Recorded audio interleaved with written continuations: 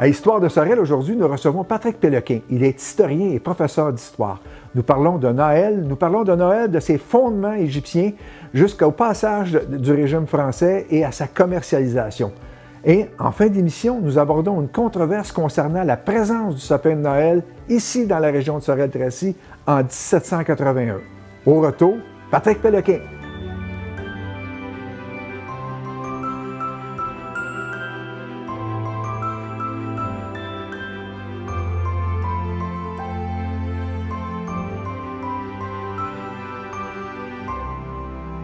Patrick Péloquin, bienvenue dans ce magnifique décor de Noël. C'est magnifique. De Boulevard Fleuriste. On se fait un pitch de vente situé sur le Boulevard Fusette à Sorel-Tracy. On parle de Noël aujourd'hui. Oui. Pour Patrick Péloquin, Noël, c'est quoi? Ben, en tant que prof, c'est les vacances. C'est les vacances? C'est la première chose. Mais c'est aussi un moment privilégié en famille, avec les amis aussi. Célébrer, se retrouver. Même en temps de pandémie? Ben, c'est ça. Là, c'est plus en famille. C'est plus en famille. C'est plus en famille. Au-delà de la pandémie, les origines de la fête de Noël, c'est quoi? Quelles sont-elles? Es-tu prêt à aller loin? On vous écoute. Ça en va en Égypte ancienne, en Mésopotamie. OK. Oui, en fait, les Égyptiens et les Mésopotamiens, très rapidement, vont développer les sciences, vont développer les mathématiques. Puis avec ça, va se développer l'étude des astres. Okay. Et par l'étude des astres, ils vont commencer à compter les jours, surtout en Mésopotamie. Et ils vont réaliser qu'il y a un moment de l'année où, évidemment, le niveau d'ensoleillement est au plus bas. Et que le lendemain de cette fête, de ce jour-là, bien là, les jours commencent à rallonger, comme on dit. Et donc, ils vont célébrer une fête pour, justement, faire en sorte qu'on retrouve la lumière. Okay. Et c'est évidemment, ça correspond au solstice d'hiver. Donc c'est ce qu'on appelle une fête solaire. Effectivement, c'est une fête solaire. En fait, c'est une fête de la lumière. En fait, c'est ça les origines de Noël. C'est une fête de lumière. Okay. Est-ce que c'est devenu ensuite une fête chrétienne avec l'avènement du christianisme? Bien, effectivement, parce que, évidemment, cette fête-là va être célébrée un peu partout. Puis les Romains vont faire la même chose. Les Romains, eux, vont appeler ça les Saturnales. Ça va être des fêtes où est-ce que les gens vont célébrer, donner des cadeaux un peu partout à des gens. Et ces cadeaux-là, c'est surtout des bougies. Mais sous l'Empire romain va se développer le christianisme. Et dans le christianisme, évidemment, la tolérance face aux pratiques religieuses va peu à peu s'atténuer. En fait, va être de moins en moins tolérant. Et c'est là que va arriver l'ère chrétienne de la fête de Noël, où là, on va célébrer la naissance du Christ. Mais selon les savants égyptiens, la naissance du Christ correspondrait un peu plus au 6 janvier. OK. Et là, évidemment, il y avait les Saturnales qui se fêtaient. Là, quand les papes vont arriver, quand l'Église va commencer à naître, et là, il y a des papes qui vont dire qu'il faut statuer. Parce que là, on célébrait le 6 janvier la naissance et le baptême de Jésus. Ça faisait trop de fêtes dans une journée. Les gens disaient, c'est trop. Donc, il y a un pape qui va statuer que la naissance du Christ va correspondre au 25 décembre, qui correspond à la date des Saturnales qui était autour du 17 décembre à l'époque. Donc, ce qu'on peut dire, c'est que c'est une fête qui remonte à des millénaires et des millénaires oui. Et qui se poursuit encore aujourd'hui sur différentes déclinaisons jusqu'à devenir une fête commerciale. Bien, oui, ça va devenir une fête commerciale, mais ça, c'est beaucoup plus tard qu'on va arriver à cette fête commerciale-là. Mais dans le fond, c'est que dans ce temps des fêtes, il faut vraiment comprendre que la fête Noël n'existe pas encore pour les chrétiens. C'est vraiment le temps entre la naissance du Christ et son baptême. Donc, la fête des rois, qui va devenir l'épiphanie plus tard. Et là, c'est vraiment des fêtes sans arrêt. Okay. C'est vraiment le temps des fêtes. Et même qu'il y a une interdiction de jeûne pendant c'est rare là, que l'Église va dire ça. Là. Interdiction de jeûne pendant cette période-là. Évidemment, ça va se diffuser, cette fête-là, par l'Empire romain, par l'Église et aussi par l'imprimerie plus tard. Okay. Et ensuite par les colporteurs qui vont transporter des étampes avec des paysages de Noël. Là, on traverse le temps. Oui. On va s'amener à Nouvelle-France. Oui. Parce que ce qu'il faut comprendre, c'est que la fête, vous me corrigez, elle a traversé aussi des époques. Bien sûr. Jusqu'en Nouvelle-France. Oui. La fête de Noël est une fête très religieuse. Et pour les Français catholiques, évidemment, quand on déménage, on amène avec soi ses traditions, ses valeurs, ses coutumes. Donc, les premiers qui vont venir ici vont apporter justement ces célébrations-là. Et ça va surtout être les missionnaires qui vont amener ça, comme le jésuite Jean de Brébeuf. Okay. En fait, c'est tellement présent que Jean de Brébeuf, quand il va aller vivre chez les Hurons, proche de la baie Georgienne, là, donc dans les proches des Grands Lacs. Il amène la fête avec lui. Il amène la fête avec lui pour faire comprendre le christianisme aux Premières Nations. Et il va même adapter un cantique de Noël qui va dire Jésus est né, ça va être Jesus Ahatoya. Et il va raconter l'histoire de Jésus là-dedans. Puis dans cette chanson-là, c'est un cantique de Noël. En fait, c'est le premier cantique canadien de Noël. Okay. Il va changer un peu le petit Jésus. Là. Le petit Jésus, il ne sera pas enveloppé dans du lin, mais dans des fourrures. Puis ça ne sera pas 3 rois mages qui vont arriver, ça va être 3 chasseurs. Okay. Et il va faire comprendre le christianisme aux Premières Nations. Au travers de la crèche. Au travers de la crèche. Et ce cantique-là, il demeure. En fait, c'est les Hurons vont adopter ce cantique-là, puis c'est eux-mêmes qui vont transmettre cette chanson-là au fil du temps. Mais l'Église catholique va amener cette fête-là. Mais comme c'est une fête extrêmement religieuse, ça va être sous le symbole de la messe de minuit qu'on va vraiment célébrer. Parce qu'on parle de cantiques, là, les minuits chrétiens, Noël dans les campagnes, est-ce que ça provient de cette époque-là? Tout à fait. Quand on pense aux chants de Noël en français, la grande majorité des chants de Noël en français, là, qui sont purement francophones, qui ne sont pas une traduction, là, ce sont des chants religieux.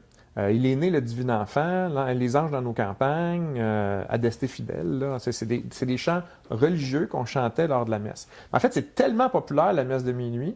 Les premières messes de minuit datent de 1645 à peu près, qu'on a une célébration de messe de minuit, qu'il faut faire des basses messes avant parce qu'on n'est pas capable de rentrer tout le monde dans l'église. Là. OK. Ah, de là les basses messes. De là les basses messes. Ou, dans le fond, la basse messe, c'est qu'on fait la célébration de la messe sans les chants. Okay. Donc, on fait 2 basses messes, on fait les prières, c'est beau, on a fait nos prières pour Noël. Puis là, à la messe de minuit, c'est là qu'on va célébrer. On a ce qu'on appelait le temps de l'Avent. Oui. OK? Ouais. Ce que je comprends. Le petit carême. Le petit carême. Le petit carême. C'est quoi? C'est un temps de jeûne? Oui, c'est un temps de jeûne avant les célébrations. Avant jusqu'au 25 décembre. Oui, c'est ça. C'est à peu près jusqu'au 25 décembre. C'est le petit carême. En fait, c'est novembre là, qu'on avait surtout ça, là, jusqu'aux célébrations. Et là, c'était 12 jours jusqu'à la fête des rois. C'était rigoureusement suivi. En Nouvelle-France? Oui. Plus ou moins, parce qu'en Nouvelle-France, il faut quand même se rappeler qu'on a vraiment beaucoup de liberté. On a beaucoup d'édits des évêques, des curés qui disent que les gens prennent beaucoup trop de liberté en Nouvelle-France. Ça s'applique aussi là-dedans. Mais quand même, les gens, surtout dans les villes, surtout à Québec, entre autres, ils vont quand même respecter ça parce qu'il y a l'autorité qui est présente à ce moment-là. Mais il y a beaucoup de traditions qui vont naître justement de cette fête religieuse-là, comme faire des crèches vivantes. Okay. Les crèches vivantes, ça date du Moyen Âge. C'est sur le parvis de l'église. Les gens vont recréer la nativité. Et puis, évidemment, là, c'est très, très couru, ces crèches vivantes-là. On a un petit Jésus en cire qui est là. Puis même qu'on va visiter des crèches vivantes de paroisse en paroisse. D'ailleurs, il y a toute la petite histoire ici que les gens allaient visiter les crèches vivantes à Saint-Joseph. Puis que le petit Jésus en cire, bien, les orteils avaient été mangés, d'où les mangeux d'orteils. D'où les mangeux d'orteils. Ben oui, c'est ça, ça vient de là. Okay. Ça vient de Noël, dans le fond, des célébrations de Noël. Des célébrations de Noël. Okay. Des processions aussi qui avaient lieu, là, les processions de l'Enfant Dieu. Là. Puis il y avait des processions les Ursulines de Québec vont faire des processions d'Enfant Dieu jusqu'en 1935 à peu près, parce que ça avait lieu le 27 décembre, ces processions-là, parce que l'école finissait le 27 décembre pour les filles qui étaient au couvent à l'époque. Puis à un moment donné, les parents vont dire on aimerait ça avoir nos enfants pour Noël à la maison. Fait que là, ça va cesser les processions à ce moment-là. Okay. On parle beaucoup de processions. On mangeait quoi à cette époque-là? Ah, qu'est-ce qu'on mangeait? Bien là, évidemment, les repas vont varier selon l'endroit où on se trouve. Dans la coutume française, on mange de l'oie. Mais évidemment, en Amérique, on va manger de la dinde, parce que c'est plus ça qu'on va retrouver dans le coin ici. On va manger des canneberges, effectivement, là, qui vont être les atokas, dans le fond, qui vont être derrière ça. Mais ça va rester que ce repas-là, on va manger aussi de la tourtière, bien sûr, de l'oiseau qui va disparaître là, à force de l'avoir chassé. Mais le repas, c'est vraiment après la messe de minuit, c'est le réveillon, c'est là qu'on va manger. Okay, donc dans le milieu de la nuit. C'est ça, c'est dans le milieu de la nuit, c'est vraiment le repas après la messe. Donc, les gens à l'église avaient vraiment hâte que ça se termine pour aller manger. Parce que j'ai vu une expression, faire boucherie. Oui, faire boucherie. Bien, faire boucherie, c'est tuer des animaux pour oui, parce qu'on conserve la nourriture. Okay. Et puis, on n'a pas de frigo là, en Nouvelle-France. Okay. Alors, pour conserver, il y a le froid, on a un peu de glace. Mais la glace n'est pas encore prise partout. Là. Donc, faire boucherie, c'est qu'on conserve la nourriture en gardant les animaux vivants. Là, on fait boucherie et on mange. OK, donc on attend qu'il fasse suffisamment froid. C'est ça. Ah oui, on attend qu'il fasse suffisamment froid. En fait, c'est quand on fait boucherie, c'est que là, on va manger la nourriture rapidement. Donc, la nourriture est fraîche. Pour conserver la nourriture, bien là, on va utiliser le sel ou encore on va fumer la viande. Vous avez parlé d'oie, mais est-ce qu'à l'époque, les porcs sont présents? Est-ce qu'il y a des porcs? Des porcs en ben oui, ben, il y avait des porcs, là, évidemment, ça fait partie de l'agriculture, là, mais il n'est pas vraiment entré dans la tradition, le ragoût de pâte, des choses comme ça. Là. C'est vraiment plus l'oie qui symbolise l'abondance. L'oie qui va être la dinde, qui est vraiment. Quelqu'un qui a une dinde, une famille qui a une dinde, là, un gros oiseau, pour nourrir tout le monde, c'est symbole de puissance, de richesse. Et donc, c'est quelque chose qui est. Il y a aussi du pain. Le pain, il va être distribué à la messe de minuit. Parce que ça va être du pain béni. Puis il y en a parfois qui arrivent au pain béni, puis ils en veulent plus. D'où l'expression ambitionner sur le pain béni. Parce qu'il y en a qui en demandent un peu plus. Ambitionner sur le pain béni, c'est ça. Donc, dans le fond, l'Église devient vraiment ce point central-là en Nouvelle-France de la fête de Noël. Mais là, on est très loin des cadeaux, on est loin du sapin, on est loin du Père Noël. Là. C'est vraiment une fête très, très, très religieuse qu'est la fête. Avant d'aller vers la migration, vers plus une commercialisation, on faisait quoi aussi à cette époque-là? On mangeait?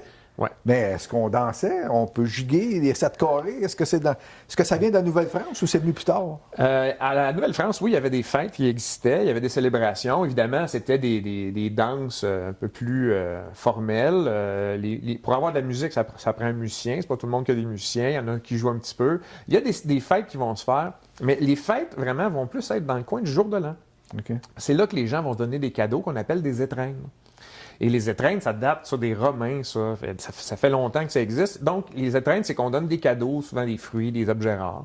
Et justement, dans ces étreintes-là, on va donner aussi des branches qui symbolisent la paix, qui symbolisent... et on va avoir justement des figues, des dattes, des oranges, quand on peut en avoir, ce qui est extrêmement rare, mais on peut en avoir. Donc, c'est vraiment au jour de l'an qu'on s'échange des cadeaux puis qu'on fête la nouvelle année. Donc, même si la Nouvelle-France est peu peuplée, compte tenu de la grandeur du territoire, la notion de 1er janvier existe. Oui, le Nouvel An existe, tout à fait. Donc, il y a un calendrier qu'on suit de façon régulière. Oui, en fait, les calendriers, c'est les Romains qui vont mettre des calendriers en place. Puis on va l'adopter, on va formaliser vraiment le calendrier, puis on va célébrer la nouvelle année avec le temps qui passe, donc dans le temps des fêtes. Puis tout ça nous amène au 6 janvier. Oui, à la fête des rois, c'est l'Épiphanie, qui est une aussi grande fête qui va arriver à l'Épiphanie, puis ensuite, il va y avoir, bien sûr, parce qu'on va se diriger vers le carême. Là. Donc, on célèbre encore, on est dans les derniers temps de fête, puis ensuite, pour rentrer dans les grandes périodes de jeûne. Donc, il y a trois grands moments, le 25 décembre, le 1er janvier et le 6. Oui. Mais moi, je dirais que le 6 est peut-être la plus grosse fête qui s'en vient là-dedans, oui. OK. Parce que nous, on faisait quoi de plus à ce moment-là? Là, on faisait des galettes, on faisait des gâteaux, puis là, on mangeait. Les Ursulines faisaient des petites gâteries qu'ils distribuaient aux enfants aussi. Donc, c'était vraiment les périodes de... On se bourre la face. De là vient l'expression « on se bourre la face ». C'est ça. On chemine? Oui. Là, on arrive avec, naturellement, la conquête, l'arrivée de la mainmise anglaise sur la Nouvelle-France. Ouais. Il se passe quoi en termes de Noël? Est-ce que ça change Noël? Ça ne change pas beaucoup. Ça change pas beaucoup parce que, évidemment, les gens, quand on est dans les traditions, les Britanniques, premièrement, ils n'étaient pas assez nombreux au départ, là, donc vers la fin du 18e siècle, ils n'étaient pas assez nombreux pour imposer des coutumes ou influencer même les coutumes des gens. Donc, il y a peu de changements au niveau de la fête de Noël. Les gens continuent, en plus que le gouvernement britannique tolère l'Église catholique, va chercher même l'appui du clergé, va permettre aux gens de demeurer catholiques. Donc, on conserve les traditions religieuses à ce moment-là dans la fête. Mais, évidemment, l'immigration britannique qui va s'en suivre, notamment des Irlandais, va amener des traditions qui, eux autres, c'est pas la même célébration. Là. Eux vont amener des coutumes qui viennent des Celtes, comme par exemple le hou, le gui, qui sont des symboles de pureté, de célébration, parce que c'est ça aussi la fête de Nouvelle Année. Hein? C'est les résolutions. On recommence à neuf. Okay, ouais. Donc, ceux qui essaient de s'inscrire au gym au mois de janvier, c'est pas nouveau. Là. C'est l'idée de renouveau, ça existe depuis longtemps. Donc, la résolution, le concept de résolution provient non pas du Canada français, mais du Canada extérieur, appelons-les comme ça. Là. En fait, ça date aussi des Romains. Les Romains avaient justement ça. Janvier, c'est January, c'est Janus. Puis Janus, c'est le dieu du renouveau chez les Romains. Donc, chez les Celtes, c'est demeuré. Puis justement, on a cette idée-là de renouveau avec le gui, le hou, qui symbolise justement on continue dans le temps, parce que ça reste des branches, c'est un arbre là, qui reste beau pendant l'hiver. Donc, chez les Britanniques, c'est ce qui va arriver, mais vraiment le point fort des Britanniques, ça va être dans l'ère victorienne. Parce que dans l'ère victorienne, Victoria va être une reine toute puissante dans un empire tout puissant et évidemment, la culture anglaise va commencer à s'imposer un peu partout. Puis donc, dans 1843, on va voir apparaître les cartes de Noël. Okay. Des cartes de Noël qu'on envoie aux gens, qui va devenir comme une coutume. Et évidemment, chez les Canadiens français, il y en a qui vont recevoir des cartes de Noël. Fait que ça va commencer à s'implanter comme coutume d'envoyer des cartes à tout le monde. Alors ça, c'est une coutume qui vient des Britanniques. On a également comme coutume, bien évidemment, il y a tout l'esprit de Noël, comment on le fixe, avec un livre qui va connaître une très grande popularité en 1843, qui est Christmas Carol de Charles Dickens. C'est Scrooge, là, l'histoire des 3 fantômes de Noël. Bon, mais c'est dans ce temps-là. Donc, il va marquer l'histoire de Noël avec ça. Sans compter les poèmes qui vont venir aussi des États-Unis. Mais le Père Noël, le concept de Père Noël, parce que là, on a le concept d'enfant dans la crèche, qui à un moment donné devient le Père Noël, au Santa Claus. Ou... Oui, bien en fait, le Père Noël, ça vient, c'est Saint-Nicolas, dans le fond, un des premiers chrétiens qui était en Turquie et qui aurait accompli des miracles, qui est devenu le saint patron des écoliers. Puis, donc, le 6 décembre, c'est sa fête, puis c'est là qu'on y donnait, dans le fond, des cadeaux aux écoliers. Et son culte va se répandre jusqu'en Hollande. Les Hollandais vont migrer en Amérique. Et eux, Saint-Nicolas, ça va être Sinterklaas. Klaus, Saint-Nicolas. Donc, Sinterklaas, Santa Claus, qui va devenir en anglais. C'est vraiment dans des poèmes de Clement Clark Moore, entre autres, que lui, il va fixer un peu comment ça se passe avec son traîneau, ces choses. Puis, c'est Thomas Nast, qui est un dessinateur, qui, lui, caricaturiste, dans le fond, qui va mettre ça dans des journaux, qui va commencer à cristalliser un peu l'image du Père Noël. L'image du Père Noël. Est-ce que c'est à cette époque-là aussi que, je reviens, parce qu'on a abordé brièvement tantôt, la question de la commercialisation de Noël? C'est-à-dire qu'elle migre d'une fête religieuse à une fête commerciale. Ouais. En fait, c'est ça, c'est que Noël va vraiment être une fête. La notion principale de Noël qui va venir des Britanniques avec les cartes, puis avec aussi les cadeaux, eux vont donner les cadeaux vraiment à Noël, c'est la notion de partage. Puis c'est ce qu'on voit aussi dans le conte de Dickens. C'est l'idée de partager avec les gens. Donc, cette notion-là va bien, mais on arrive aussi avec l'industrialisation, la production de masse. On produit beaucoup d'objets et là, va devenir l'idée de, là, on partage, on a beaucoup d'objets, les gens sont en abondance, ils ont du travail, ils ont de l'argent. Là, on va entrer dans une société de consommation, puis peu à peu, on va justement cristalliser des images de marques pour Noël, parce qu'on veut vendre des cadeaux, parce qu'on veut que les gens partagent puis donnent des choses. Donc, ce processus-là d'industrialisation, mélangé avec les coutumes de Noël et l'idée d'un partage, va amener des compagnies à investir justement dans ces images-là de Noël. Et dans ces compagnies-là, on a des compagnies de stylos, on a des compagnies de pâte à dents comme Colgate qui vont commencer au début du 20e siècle à le faire. On a Michelin qui va vendre des pneus avec des images du Père Noël. Puis le Père Noël, il y a plein d'images. Il y en a en bleu, il y en a même avec le drapeau américain. Puis évidemment, c'est Coca-Cola qui va fixer ça. Non? Mais c'est reçu comment dans la société catholique française? Parce que là, ce qu'on comprend, c'est que c'est une notion protestante. Oui, bien en fait, on tolère Saint-Nicolas. C'est quand même quelqu'un, c'est un catholique. Bien, pas catholique, mais c'est un chrétien, Saint-Nicolas. On tolère, mais on ne tolère pas l'aspect commercial. On ramène plus à, non, Noël, c'est une fête de célébration, puis ça va durer très, très, très longtemps.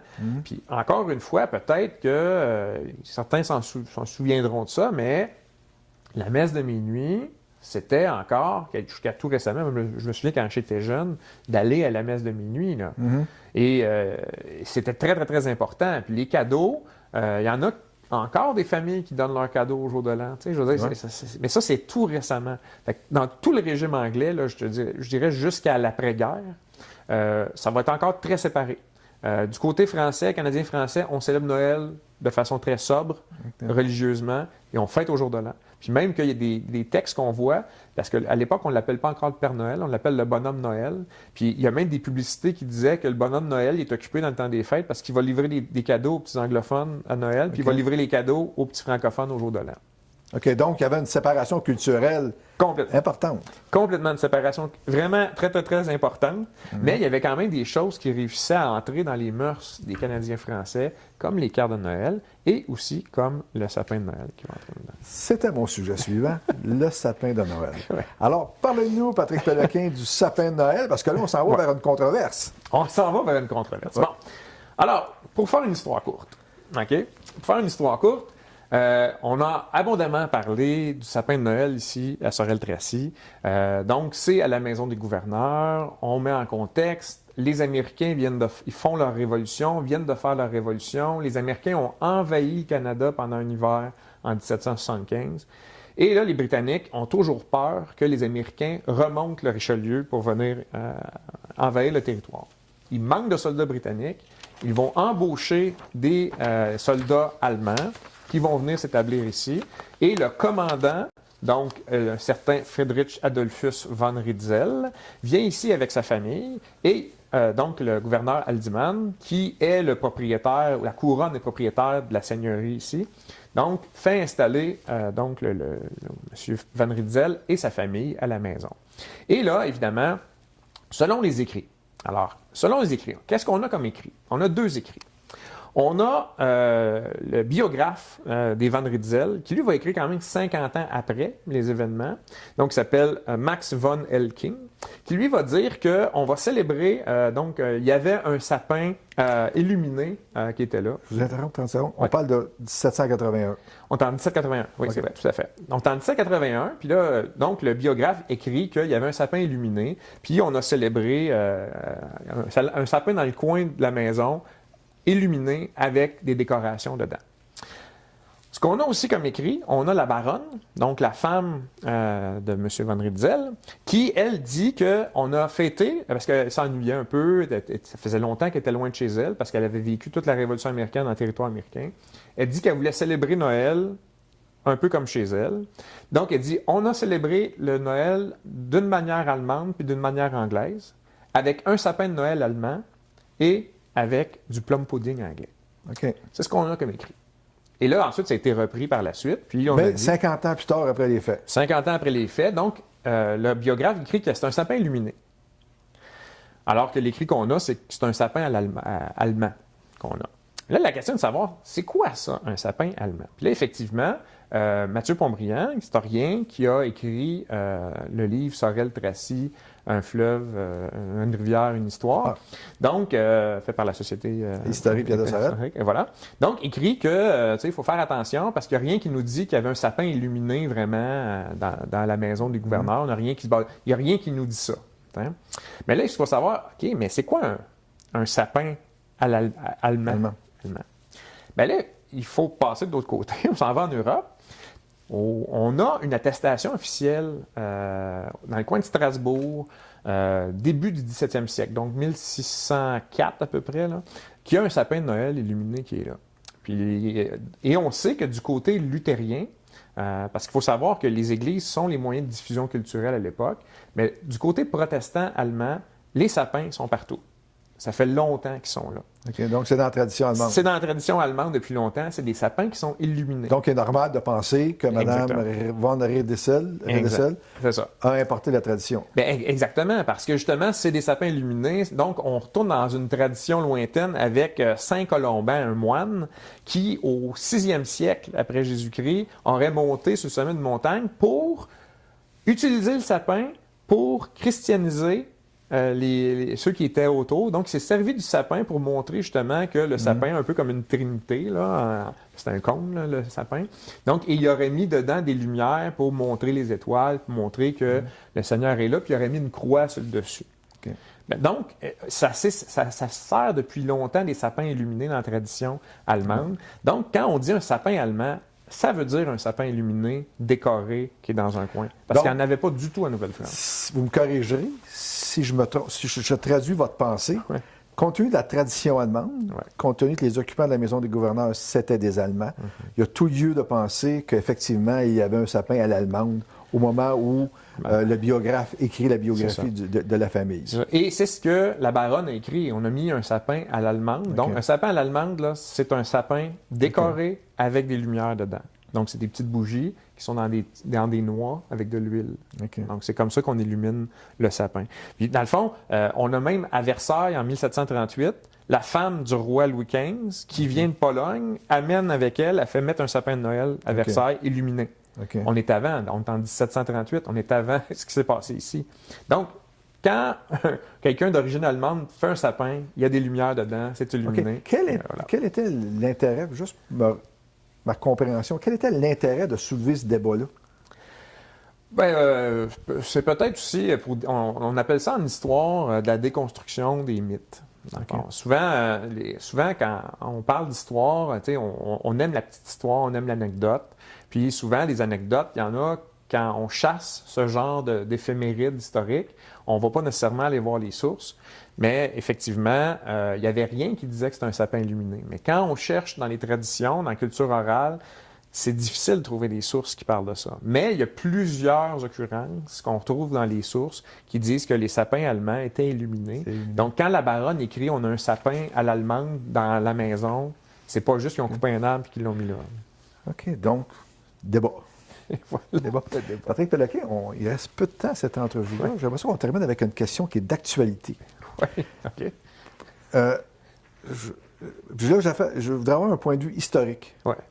Pourquoi le Québec tient tant actuellement, dans un contexte de pandémie, à fêter Noël? Wow. Pour une société qui se dit laïque, ou qui veut se dire laïque? Bien, la fête de Noël a tellement évolué depuis les années 60. L'aspect religieux qu'on a évoqué, il n'est plus vraiment là pour la grande majorité des Québécois. Sauf que souvent, le temps des fêtes, c'est vu comme ce moment-là de se retrouver et d'être ensemble. Et c'est pas facile. Les mois de novembre, là, la luminosité diminue. On a besoin d'une pause. Et cette pause-là, on aime ça la prendre en groupe, en famille, puis entre amis. Donc, je présume, du point de vue historique, c'est toujours ce que fait l'humanité depuis que l'histoire existe. C'est plus une analyse sociologique qu'une analyse historique. Bien, du point de vue historique, toutes les civilisations occidentales, je peux difficilement parler pour les autres civilisations, mais toutes les civilisations occidentales depuis les Mésopotamiens ont célébré autour du 21 décembre une fête. Okay. C'est difficile d'aller contre nature comme ça. OK, donc vous, ce que vous dites, c'est génétiquement, c'est inscrit dans notre imaginaire collectif, c'est inscrit dans nos façons de faire, et il arrive un moment où on prend une pause. Et je pense que oui, je pense que c'est ça, puis je pense pas que les gens célèbrent pour le retour de la lumière, je pense pas que c'est ça qui est derrière ça, je pense pas que les gens célèbrent parce que le Père Noël vient faire un tour, je pense pas que les gens célèbrent parce que c'est la volonté religieuse de l'Église, je pense que c'est pour se retrouver. C'est devenu ce symbole-là. C'est devenu une habitude chez les gens qu'on a, dans le fond, créée depuis qu'on est tout petit. Okay. Noël, ça a toujours été là, aux alentours. Donc, Écoutez, Patrick Péloquin, on arrive au terme de cette entrevue fort intéressante. Le mot de la fin pour vous? Le mot de la fin pour moi? Le sapin de 1781, c'est un moment important ici. Pour nous, c'est un éphéméride, mais c'est quand même un symbole identitaire régional. De fondation. De fondation. Mais il ne faut quand même pas penser que c'est à partir de Sorel que va rayonner partout en Amérique le sapin de Noël. C'est plus en 1848 que ça va arriver, quand la reine Victoria va publier une image de sa famille avec un sapin de Noël puis des cadeaux en dessous. Puis là, ça va prendre une dizaine d'années, mais ça va commencer à se répandre un peu partout. Ça va percoler. Tout comme quand elle s'est mariée en 1840, elle est arrivée avec une robe blanche, chose qu'aucune mariée faisait dans le monde occidental, avec des robes blanches, tout le temps des couleurs. Okay. Puis aujourd'hui, tous les mariés se marient dans quelle couleur? En blanc. Et voilà. Toutes les jeunes filles rêvent de se marier en blanc. Et voilà, c'est la reine Victoria, comme le sapin de Noël.